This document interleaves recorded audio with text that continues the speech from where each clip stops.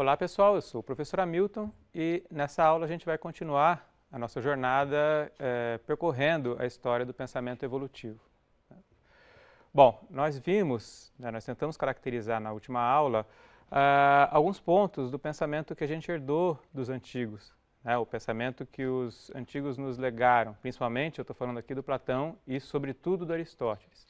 Um pensamento que era essencialista, buscava a essência das coisas, fixista, concebia o universo, o mundo como sendo estático, imutável, teleológico, ou seja, finalista, que buscava a finalidade e os propósitos em cada ser vivo, em cada parte de cada ser vivo, e antropocêntrico, ou seja, um pensamento hierarquizado, lembra daquela ideia de escala natural que o Aristóteles formulou.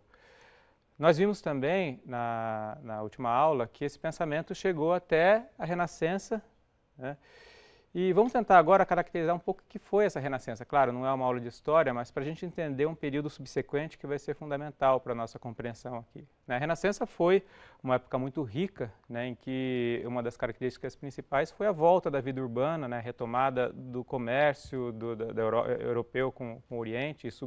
Isso trouxe muito dinheiro para a Europa. E um renascimento em todos os sentidos, um renascimento cultural, e a gente vai ver posteriormente um renascimento científico, uma revolução científica.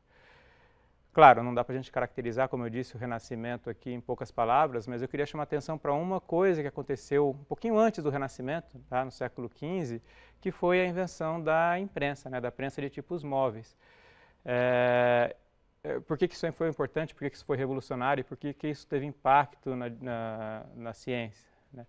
Imagina uma sociedade em que você quer difundir conhecimento por meio de livros que têm que ser copiados, ou seja, eles têm que ser manuscritos. Existia, antes da invenção da imprensa, a profissão do copista, aquele cara que copiava os livros.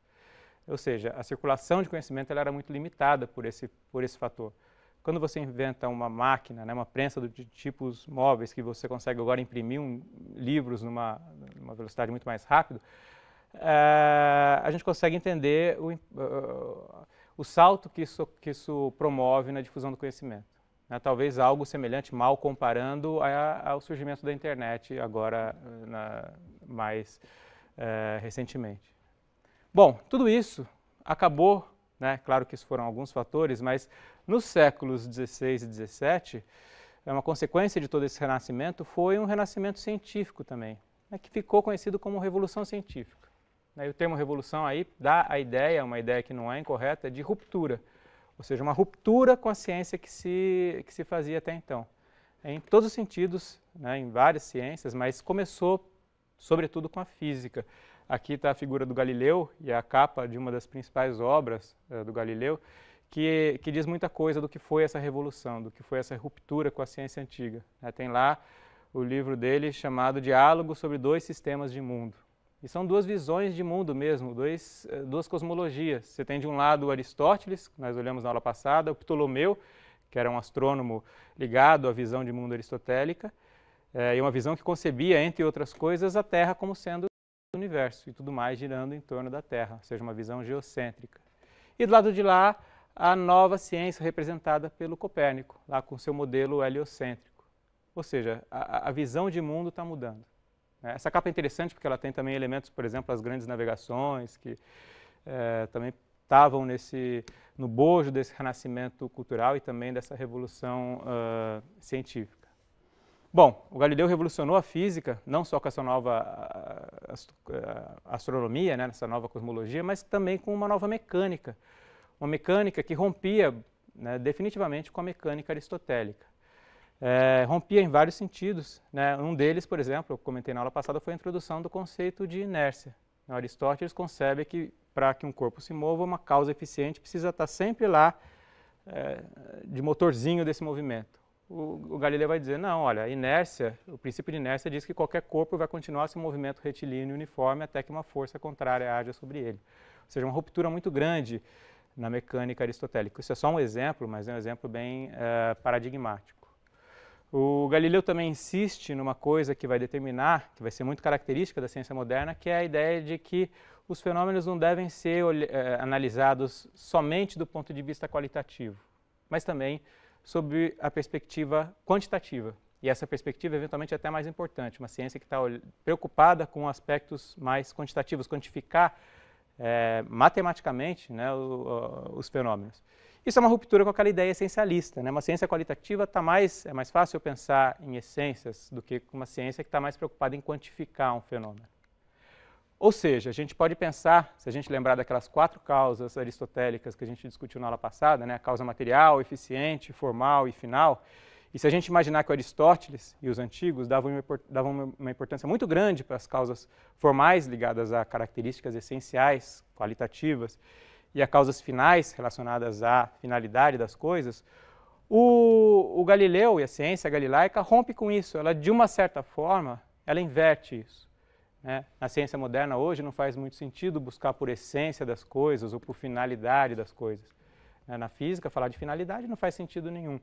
Imaginar que uma coisa acontece porque está buscando algum propósito na natureza. Isso não faz sentido. Ou seja, a ciência moderna inverteu a hierarquia dessas causas e hoje está muito mais preocupada com as causas materiais, ou seja, qual que é a natureza última da matéria, do que ela é feita, moléculas, de átomos, de partículas subatômicas, né? E das causas eficientes, ou seja, quais são os mecanismos que operam lá no interior dos organismos, no interior da matéria. Ou seja, as causas eficientes elas estão ligadas a essa ideia de mecanismo, né, que hoje é muito cara para a ciência.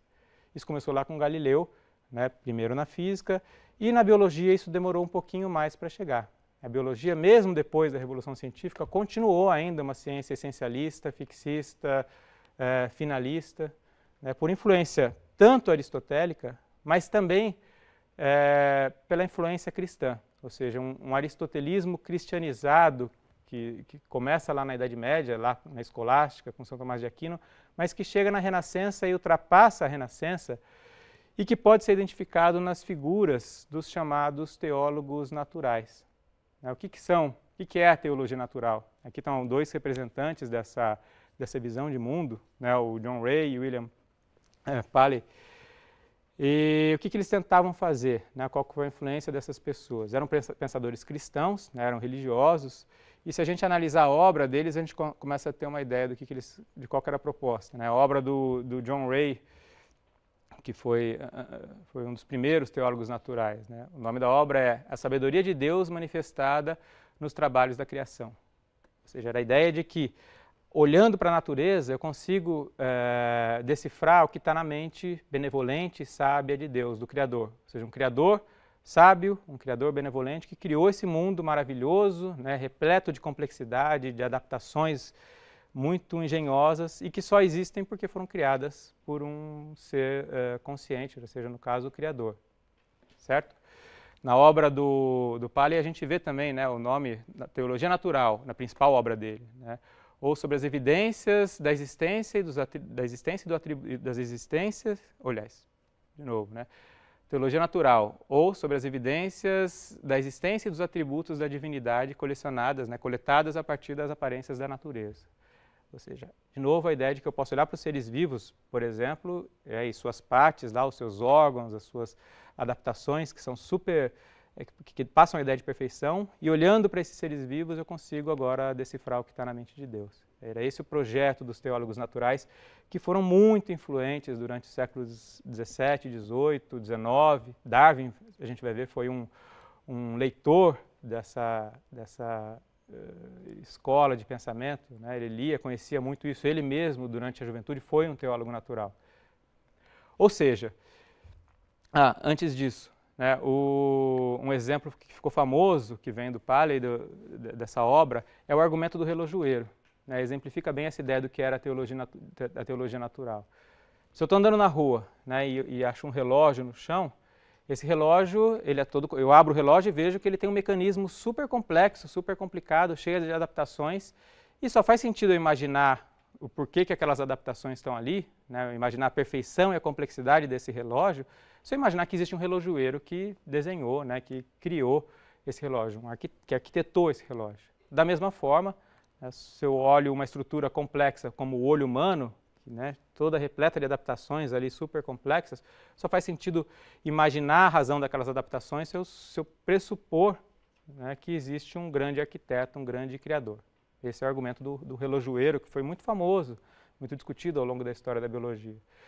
A gente encontra, por exemplo, uma refutação desse argumento numa obra de um cientista contemporâneo, uma obra recente, do Richard Dawkins, que faz até uma brincadeira com a história com esse argumento do relógio. O nome da obra é O Relojoeiro Cego. Ele tenta mostrar como você pode explicar a complexidade, né, de um relógio, por exemplo, não de um relógio, porque o relógio, claro, foi construído por um relojoeiro, mas como você pode explicar uma estrutura complexa como o olho humano, partindo de uma teoria que não pressupõe, ou seja, que se abstém da ideia de um criador. Né? No caso, a teoria da seleção natural, que a gente vai começar a investigar na aula que vem. Tudo bem? Recomendo muito a leitura desse livro, porque ele passa essa ideia de como a gente pode explicar a complexidade sem pensar na ideia de um criador. Né? De qualquer forma, os teólogos naturais, eles terminaram por adicionar uma quinta característica no pensamento dos antigos, que os antigos até concebiam, mas não enfatizaram, que é a ideia de um criador. Ou seja, tudo que está aí possui essência, essas essências são fixas, tudo possui uma finalidade, o homem é o topo de uma escala hierarquizada natural, e tudo isso foi criado por um grande arquiteto, por um designer inteligente, ou seja, a ideia do design inteligente, ou seja, a ideia criacionista que a gente vê até hoje nas crenças religiosas, enfim, e que, claro, não é endossada pela ciência moderna, mas foi muito influente, pelo menos até o Darwin. Tudo bem? A gente percebe todas essas características, por exemplo, no pensamento do maior taxonomista da era moderna, que foi o Linneu. Né? A nomenclatura binomial dele partia do princípio de que existiriam essências, que essas essências, né, existiriam formas, modelos ideais, e que esses modelos foram criados por Deus e que eram modelos fixos, ou seja, imutáveis. Tudo isso está presente, né, está sintetizado na obra do Linneu, que criou a classificação binomial que a gente aprende na escola. Bom, acontece que no século XVIII a ciência começou a tomar um rumo um pouco diferente desse rumo fixista, né? Ou seja, o universo estático, e a ciência começou a admitir a ideia que as coisas mudam ao longo do tempo. Né? Isso começou na física, na geologia, né? Os geólogos começaram a acumular evidência de que existe mudança, de que existem eras geológicas, que o passado geológico não é igual ao presente, enfim. O mundo novo sendo descoberto depois das grandes navegações também começaram a mostrar que a coisa era mais complexa do que pressupunham os europeus. Né?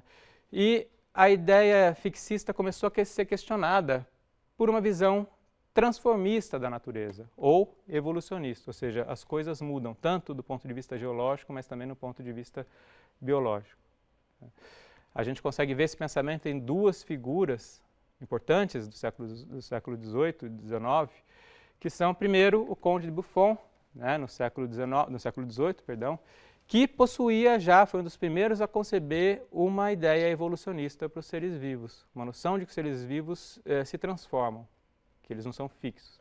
Ele imaginava, no entanto, que essa transformação ela era limitada, ou seja, cada espécie possuiria um molde interno, a partir do qual ela poderia se modificar um pouco.